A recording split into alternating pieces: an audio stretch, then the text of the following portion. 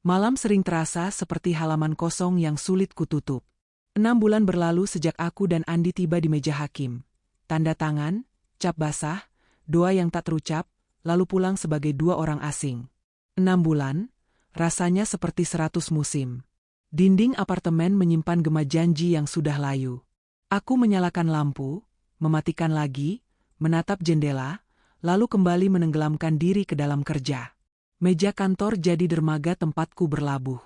Aku sengaja lembur, membiarkan jarum jam melewati tengah malam, berharap letih di tubuh bisa mengalahkan sesak di dada. Tak ada anak, tak ada suara. Hanya dengung kulkas dan langkah sendiriku yang memantul di lantai. Malam itu, perutku protes. Aku memutuskan mampir ke restoran dekat kantor. Lampunya hangat, jendela berembun, musik pelan menetes seperti hujan.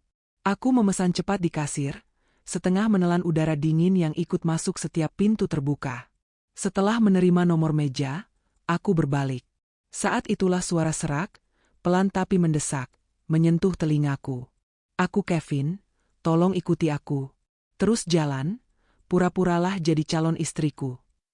Kalimatnya seperti kunci yang tiba-tiba masuk ke pintu hidupku tanpa permisi. Aku menoleh. Seorang pria dengan mata yang sibuk menahan panik berdiri sangat dekat. Ada daya tarik yang susah kutolak, bukan karena wajahnya, tetapi karena kejujuran yang terlihat seperti kaca yang retak, terus terang, berbahaya. Sebelum protesku sempat lahir, jemarinya menggenggam pergelangan tanganku. Hangat, tegas. Sebentar saja, bisiknya, tubuhku ikut bergerak, seolah arus kecil menyeretku. Kami menuju sebuah meja besar di sudut. Jas rapi, blus mahal, wajah-wajah lelah yang baru selesai rapat. Percakapan berhenti seperti musik yang dimatikan mendadak. Aku bisa mendengar jantungku sendiri. Dentumnya berpacu dengan langkah kami.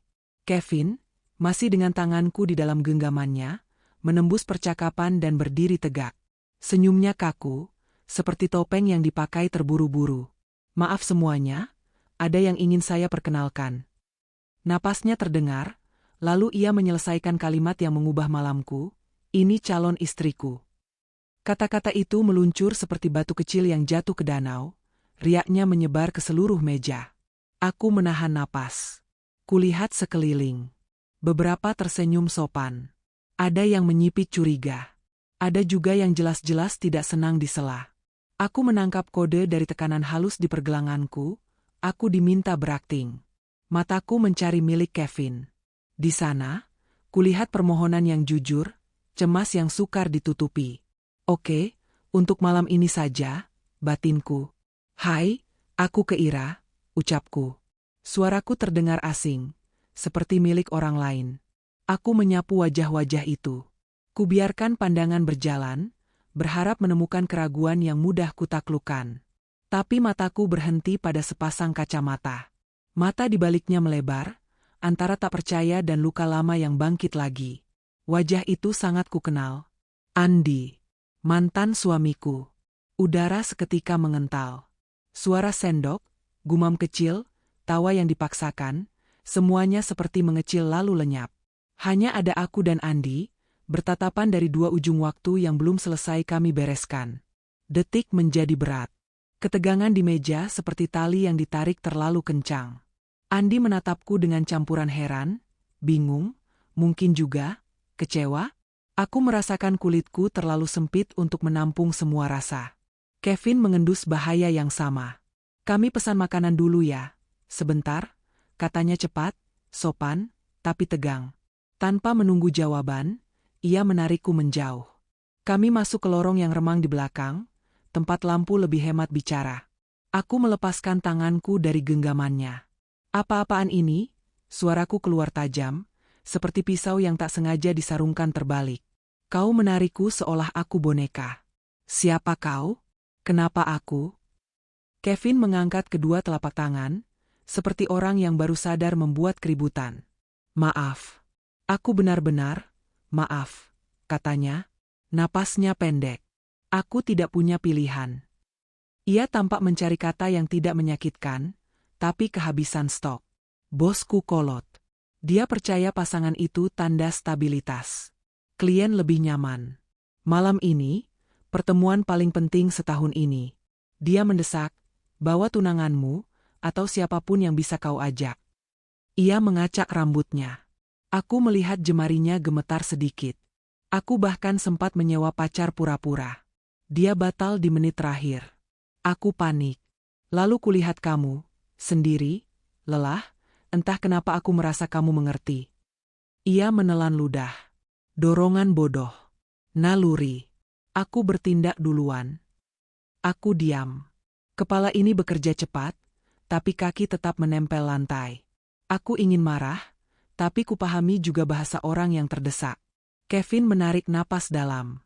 Pria berkacamata tadi, dialah klien terpentingku.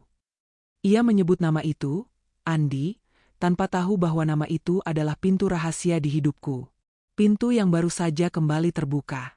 Jangan lupa untuk tekan like dan subscribe, karena subscribe itu gratis. Dan komen asal kamu dari mana. Kevin tidak tahu apa-apa. Ia hanya menyebut nama itu dengan ringan, seperti menyebut cuaca. Sementara untukku, nama itu seperti lonceng tua di menara, berdengung lama, menggema sampai kerusuk. Aku memalingkan wajah, menahan badai yang tiba-tiba naik dari dasar dada. Jangan tambah masalah, bisik bagian diriku yang masih waras. Ini cuma satu malam. Lewati saja. Nanti semuanya kembali hening. Tolong bantu aku. Hanya malam ini, katanya lagi. Suaranya merendah, seperti orang yang mengetuk pintu rumah di waktu hujan. Kau bisa minta apa saja sebagai imbalan. Uang, apapun. Aku akan berikan. Kata-kata itu jatuh satu persatu. Lelah, jujur, nekat. Aku menatapnya lama. Kusisir garis wajahnya dengan mata. Kucari celah tipu daya. Yang kutemukan hanya putus asa yang bersinar pasrah. Baiklah, pikirku. Kita sama-sama manusia yang sedang kalah. Janji, hanya malam ini, bisikku. Hampir tak terdengar. Kevin mengangguk cepat. Ya, hanya malam ini. Setelah itu, aku tidak akan mengusikmu lagi. Aku menarik napas panjang. Kubiarkan paru-paru penuh, lalu kempis. Ayo. Kami kembali ke meja. Lampu restoran terasa lebih terang dari tadi. Suara tawa terdengar lebih rapi. Aku duduk di samping Kevin. Ia meraih tanganku di bawah meja. Hangat, tak berlebihan, seperti jangkar kecil. Aku melirik seberang. Andi menatapku lama, tatapannya berlapis-lapis. Sulit kubaca. Heran. Kosong. Atau sesuatu yang lebih dalam, yang tidak berani menyebut nama. Kevin, entah belajar dari mana, mulai mengarang kisah pertemuan kami. Ringan. Mengalir. Detail kecil yang terdengar wajar. Kopi tumpah, buku jatuh, senyum yang saling minta maaf. Aku menimpali seperlunya. Menambah rempah secukupnya. Dalam sekejap, kami jadi pasangan dengan album kenangan palsu. Seorang rekan perempuan mencondongkan tubuh. Matanya tajam, senyumnya ramah. Sudah berapa lama kalian berdua? Nada suaranya seperti pita yang halus tapi bisa melukai. Kevin menggenggam tanganku lebih erat. 2 tahun, jawabnya, mantap, licin, seolah memang begitu adanya. Aku membeku sepersekian detik. 2 tahun? Urat leherku menegang. 2 tahun berarti ketika rumah tanggaku baru naik turun seperti perahu kecil, cerita palsu ini sudah berjalan di atasnya. Kevin menambah satu bumbu lagi, enteng, percaya diri. 2 bulan lagi kami menikah. Lagi sibuk survei vendor. Tawa kecil. Gigi putih. Topeng rapi. Aku melirik Andi. Di wajahnya, ada sesuatu yang meledak tanpa bunyi. Hampa yang menyakitkan. Aku ingin menghindar, tapi pelayan sudah datang. Piring diletakkan. Steak hangat beruap. Di pinggirnya, beberapa potongan wortel oranye, manis, kecil, cerah, dan aku langsung tercekat. Sepele? Ya. Tapi itu memori. Aku benci wortel sejak kecil. Andi selalu tahu. Bayangan tubuh jatuh tepat di piringku. Aku mendongak. Andi berdiri di samping kursiku, wajahnya datar, matanya tajam tanpa amarah. Ia mengambil sendok. Gerakannya tenang, nyaris lembut. Satu persatu, Semua wortel dipindahkan ke piringnya. Klik sendok bertemu porselen. Hening tebal turun. Dia tidak suka wortel, katanya. Data. Seperti fakta yang tak perlu diperdebatkan. Lalu ia duduk kembali. Kalimat itu, pendek, biasa, menusuk jantung kebohongan kami lebih dalam daripada tuduhan panjang. Kevin kehilangan kata. Wajahnya pucat tipis. Aku menelan ludah, rasanya pahit. Untung bos Kevin cepat menyela, mengganti topik dengan tawa gemuk yang dibuat-buat, seolah tak ada apa-apa barusan. Pertemuan diselesaikan. Tangan berjabat. Senyum-senyum dikembalikan ke tempatnya. Di luar, malam menurunkan hawa dingin. Kevin menawarkan untuk mengantarku pulang. Aku ragu sebentar, lalu mengangguk. Di dalam mobil, hening bergerak pelan, seperti kabut di sawah. Kami sama-sama menatap jalan. Lampu kota berlari mundur di kaca. Kevin yang pertama bicara. Kenapa dia memindahkan wortel dari piringmu? Pertanyaan sederhana, kunci kecil yang membuka pintu yang kutahan sejak tadi. Aku menghela napas. Karena aku tidak suka wortel. Hening lagi, dan dia tahu, tambahku. Dia, mantan suamiku. Kevin menoleh cepat, lalu menatap jalan lagi. Maaf. Aku benar-benar tidak tahu. Nada suaranya mengerut. Seandainya aku tahu, aku mengangkat tanganku pelan. Tidak apa-apa. Kau juga sedang tenggelam. Kita sama-sama kemasukan air tadi. Ia mengangguk. Kami tiba di apartemenku. Di depan pintu, ia menanyakan imbalan sekali lagi. Aku tersenyum kecil. Tidak usah. Makan malam gratis saja sudah cukup. Kami bertukar kontak. Ia melambaikan tangan, pergi. Begitu pintu tertutup, aku terduduk di sisi ranjang. Ponselku bergetar. Satu pesan dari nomor lama. Andi, aku senang kamu sudah punya pacar. Kevin orang baik. Pekerja keras. Kalimatnya rapi. Baik-baik saja. Aku pecah. Air mata turun begitu saja, tanpa aba-aba. Rasa sakit berjalan pelan, lalu berlari. Aku masih merindukannya, ternyata. Tapi kurasa dia tidak merindukanku lagi. Hari-hari setelah itu berubah sedikit. Kevin mengirim pesan, bukan memaksa, bukan menuntut, hanya menanyakan kabar, menawarkan makan siang, menanyakan apakah aku tidur cukup. Aku menolak halus. Berkali-kali. Hatiku masih rawan, seperti tanah seusai banjir. Sampai satu sore, aku melihat foto di lini masa. Andi tersenyum, merangkul seorang perempuan. Maya, begitu namanya muncul di tagar. Bahagia, jelas, terang. Dadaku seperti dipukul dari dalam. Aku menangis seharian. Lalu kering. Lalu diam. Malamnya, ketika Kevin kembali mengajak bertemu, sekadar makan, sekadar jalan, aku berkata ya. Mungkin ini waktunya. Untuk bangkit. Untuk berjalan lagi, meski pelan. Kami bertemu siang hari. Tanpa pura-pura. Kami duduk di kafe kecil. Aku bercerita tentang aku setelah perceraian, jam kerja yang panjang, apartemen yang terlalu sunyi, piring makan yang selalu kusisakan sisi oranye. Kevin bercerita tentang pekerjaannya, bosnya yang kaku, timnya yang ia lindungi seperti keluarga. Ia mendengarkan. Benar-benar mendengarkan. Tidak memotong. Tidak mengoreksi. Setelah itu, kami berjalan ke taman. Angin membawa suara anak-anak, daun kering, dan bau tanah. Aku menikmati ini, katanya pelan. Aku juga, jawabku. Kami sepakat untuk bertemu lagi. Tanpa janji yang besar. Tanpa drama. Hanya dua orang yang sedang belajar tertawa pelan. Pertemuan berikutnya datang seperti pagi yang tidak tergesa. Kami memilih makan siang sederhana. Nasi hangat. Sup bening. Obrolan yang pelan tapi jujur. Aku bercerita sedikit-sedikit. Tentang malam-malam ketika lampu ruang tamu menyala sendiri. Tentang kebiasaan mengeraskan radio agar apartemen tidak terlalu sunyi. Tentang jam dinding yang terasa lebih lambat setelah perceraian. Kevin tidak menimpali dengan nasihat yang tak kuminta. Ia hanya mengangguk, mengulang pertanyaan dengan nada yang lebih lembut, lalu diam saat aku butuh diam. Aneh, menenangkan. Hari-hari setelah itu, ritme kami menemukan jalannya. Kadang dia mengirim pesan saat subuh, hanya menulis, "Sarapan?" Kadang sore, "Jalan sebentar?"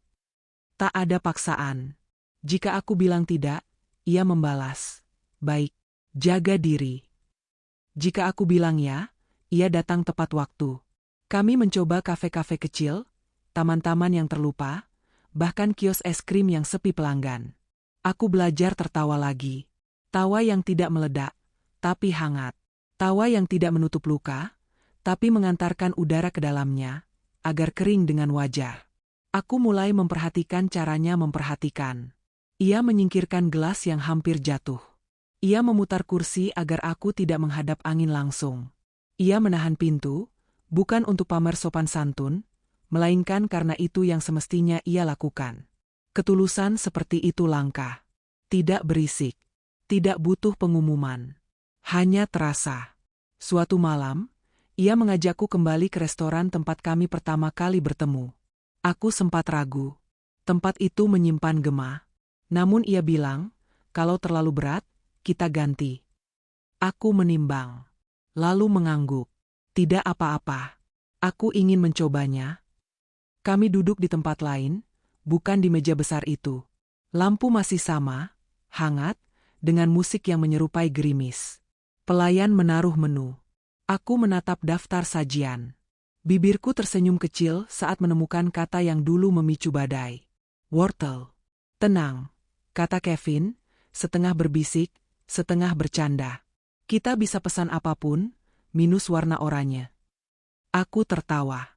Sejenak, dinding kenangan jadi lebih tipis. Malam berjalan pelan. Kami berbicara tentang hal-hal sepele. Tentang tanaman kaktus di mejanya yang tetap hidup meski sering lupa disiram. Tentang jas hujan yang selalu tertinggal di kantor. Tentang film lama yang ingin ku tonton lagi. Lalu, di sela tawa yang pendek, Kevin berubah sunyi. Ia menatapku. Bukan panik. Bukan rapuh. Ada tenang yang dalam di sana. "Keira," katanya. Suaranya menurun. Aku tidak pernah menyangka malam aneh itu, justru membuka pintu yang benar. Ia menarik napas, menahan, lalu melepas perlahan. "Sejak hari itu, kau tidak lepas dari kepalaku. Bukan karena tipu daya yang kita lakukan, tapi karena caramu berdiri di atas badai. Kau menolongku, padahal aku orang asing. Dan setelah itu, kau mengajarkanku arti lambat."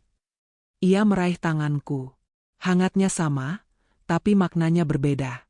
Tidak lagi sebagai jangkar darurat. Lebih seperti selimut tipis saat udara mulai turun. "Aku tidak akan memintamu berpura-pura lagi," ujarnya. "Aku ingin, jika kau siap, kau jadi calon istriku yang sungguh-sungguh." Dunia di sekeliling seakan melambat. Musik menjauh. Sendok garpu seperti berbisik saja. Aku menatapnya. Aku melihat ketakutan kecil di tepi matanya. Mengerti. Bagiku, kata-kata itu bukan sekadar undangan. Itu jembatan. Dari masa lalu yang retak ke masa depan yang belum ada garisnya. Air hangat menggenang di sudut mataku. Aku tidak suka menangis di ruang publik. Tapi rasanya baik-baik saja. "Kevin," kataku pelan. "Aku juga tidak menyangka, aku bisa duduk di sini lagi, tanpa gemetar." Aku menarik napas. Aku belum lupa semuanya. Bekasnya masih ada. Tapi, aku merasakan sesuatu yang lama hilang. Tenang. Aman. Dan diriku, yang pelan-pelan kembali. Ia menunggu. Tidak memaksa. Tidak menyela. Aku mengangguk. Sekali. "Ya," bisikku. "Ya." Kami tertawa tanpa suara. Lega. Lampu restoran tampak lebih hangat. Pelayan lewat, berpura-pura tidak melihat mataku yang basah. Di piring, makanan terasa lebih enak daripada biasanya. Mungkin karena untuk pertama kalinya setelah sekian lama, aku makan dengan hati yang tidak sibuk berperang. Malam itu kami tidak merayakan besar-besaran. Tidak ada balon, tidak ada kembang api. Hanya dua orang yang saling memegang janji kecil. Berjalan pelan, jujur, dan tidak berpura-pura. Dalam perjalanan pulang, hujan turun sebentar. Bukan badai. Hanya rintik yang menghapus debu di daun.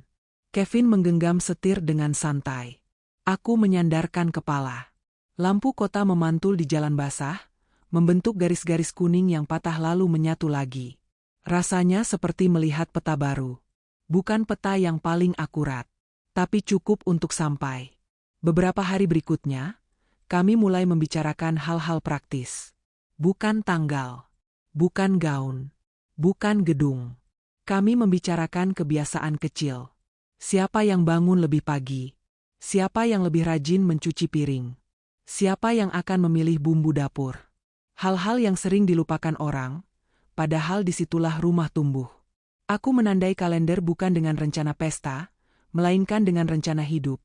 Kontrol ke dokter gigi, libur sehari tanpa ponsel, kunjungan ke tempat ia ingin mengenalkanku pada timnya. Lambat, rapi, nyata. Dan untuk pertama kalinya sejak lama, aku bisa tidur tanpa menyalakan radio. Bulan-bulan berjalan seperti air yang tahu kemana harus pulang. Pertunangan kami tidak diumumkan besar-besaran. Hanya keluarga dekat yang tahu, beberapa sahabat, dan aku, yang masih belajar menyebut kami tanpa ragu. Hari-hari terasa lebih runtut. Pagi dia mengirim pesan singkat. Selamat pagi, jangan lupa sarapan. Siang aku membalas foto langit. Malam kami menutup hari dengan cerita kecil. Aku mulai menyukai hal-hal sederhana. Sendok di laci yang akhirnya rapi, handuk yang digantung pada paku yang sama, 2 cangkir yang menunggu di rak. Rasa sepi yang dulu menggerogoti, pelan-pelan mundur. Bukan karena dilawan, karena diberi teman. Sampai satu sore, undangan datang. Putih bersih, pita tipis, huruf timbul. Di halaman depan, Andi dan Maya. Aku menatap namanya lama. Tidak ada getar besar, hanya riak halus. Kevin membaca undangan itu di sampingku, menatapku dulu sebelum bicara. Kalau terlalu berat, kita tidak harus datang. Aku menggeleng. Tidak. Kita datang. Aku ingin menutup pintu dengan benar. Kalimat itu keluar dengan tenang. Mungkin seperti itu rasanya sembuh. Bukan karena lupa, tapi karena berani menatap. Gedung pernikahan itu tinggi, lampunya lembut, aromanya wangi bunga. Di pintu masuk, karangan besar menyapa siapa saja yang melangkah. Andi dan Maya. Aku menggenggam tangan Kevin lebih erat. Musik mengalun, percakapan berlalu seperti burung-burung kecil. Datang, berputar, hilang. Kami duduk sebentar di kursi tamu. Aku memperhatikan hal-hal remeh. Gaun sepupu yang kepanjangan, anak kecil yang tertidur di bahu ayahnya, ibu-ibu yang tertawa dengan kipas di tangan. Kehidupan terus berjalan, ternyata. Bahkan ketika kau pikir ia sempat berhenti.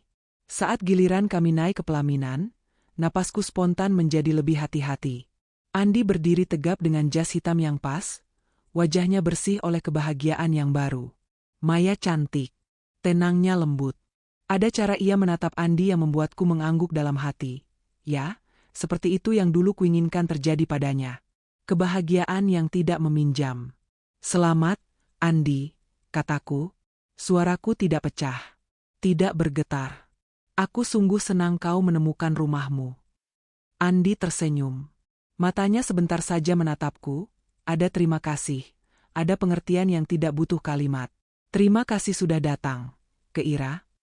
Ia menoleh pada Kevin, mengulurkan tangan. Jaga dia baik-baik. Kevin mengangguk. Dengan seluruh yang kumiliki. Jawabannya sederhana, tapi bagiku itu cukup. Kami turun dari pelaminan. Di bawah, kami berhenti sebentar. Orang-orang masih antri mengucapkan selamat. Bunga-bunga masih wangi. Aku menoleh pada Kevin.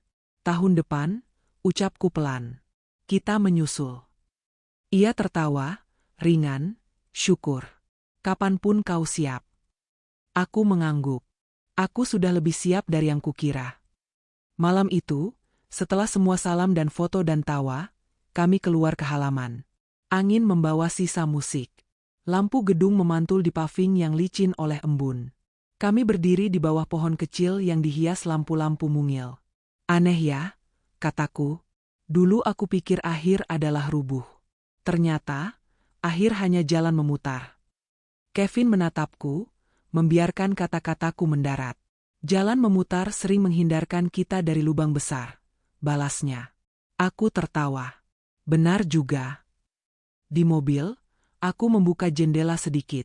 Udara malam masuk, dinginnya pas. Pikiranku kembali ke momen-momen kecil yang membawaku ke sini. Genggaman panik di restoran, kalimat pendek tentang wortel, pesan singkat yang membuatku menangis, ajakan makan siang yang kutolak lalu kuterima, tawa pendek, langkah yang pelan. Tidak ada satupun yang heroik.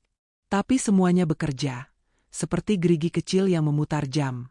Beberapa minggu kemudian, kami mengunjungi pasar pagi.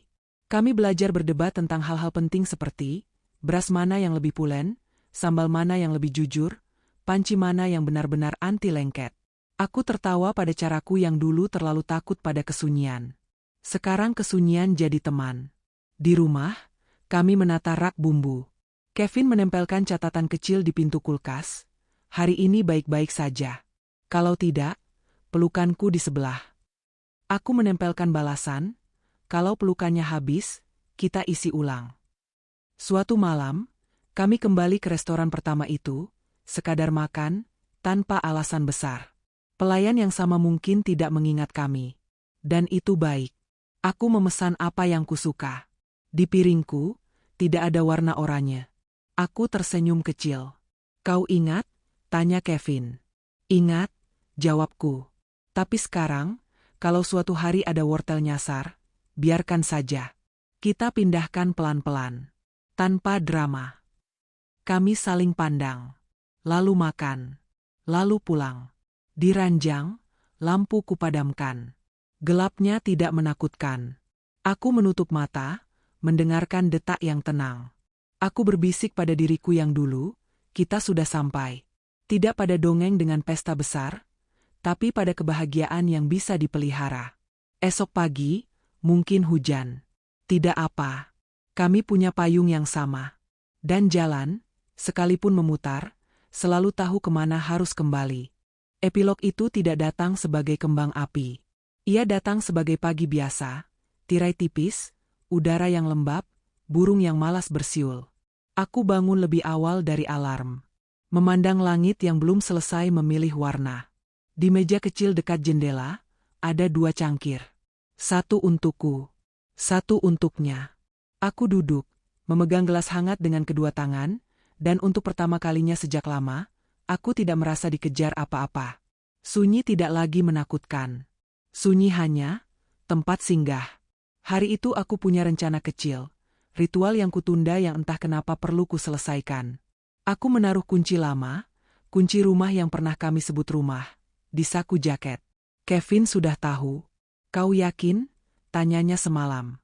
Aku mengangguk. Aku ingin mengembalikannya. Bukan untuk melupakan. Untuk merapikan. Ia mengangguk tanpa ceramah. Pagi ini, ia hanya menyentuh bahuku sebelum berangkat lebih dulu ke kantor. Aku menunggu kabarmu, katanya, dan pintu menutup pelan. Aku berjalan ke halte, menumpang bus, memandangi kota yang sama dengan tatapan yang sedikit berbeda. Di depan gedung lama, langkahku otomatis melambat. Aku berdiri beberapa lama, membaca kembali nama jalan, memeriksa kerikil di pinggir trotoar, menebak apakah pohon kecil di depan pintu bertambah tinggi. Orang-orang lewat, sibuk dengan urusan mereka. Aku mengetuk pintu kantor pengelola. Menyerahkan kunci. 1, 2, 3, bunyi logam saling menyentuh seperti tanda kurung yang akhirnya menutup. Petugas mencatat, mengangguk, mengucap terima kasih yang sopan. Selesai. Begitu saja. Tapi di dadaku, ada sesuatu yang berpindah tempat. Dari menggantung, menjadi mendarat. Dalam perjalanan pulang, aku turun 1 halte lebih awal. Entah mengapa, kakiku ingin ke pasar. Lapak-lapak membuka senyum. Sayur masih basah, cabai menyala, ikan berkilau pelan. Aku berhenti di depan 1 peti oranye. Wortel. Aku tersenyum sendiri. Mau berapa, Mbak? Tanya penjual. Sedikit saja, jawabku. Untuk seseorang yang menyukainya. Kantong kecil berpindah tangan. Di rumah, aku menaruhnya di meja dapur. Aku tidak perlu memaksa diriku menyukai rasanya. Tapi aku bisa menyiapkannya untuk orang yang akan menghabiskannya. Itu cukup. Kadang cinta bekerja sesederhana itu.